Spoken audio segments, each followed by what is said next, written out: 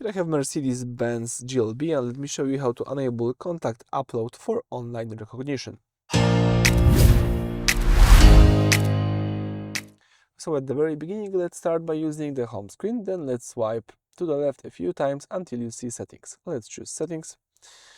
Let's use the system tab, so it's the fourth tab of the following functions, and let's choose here voice assistant and select online recognition.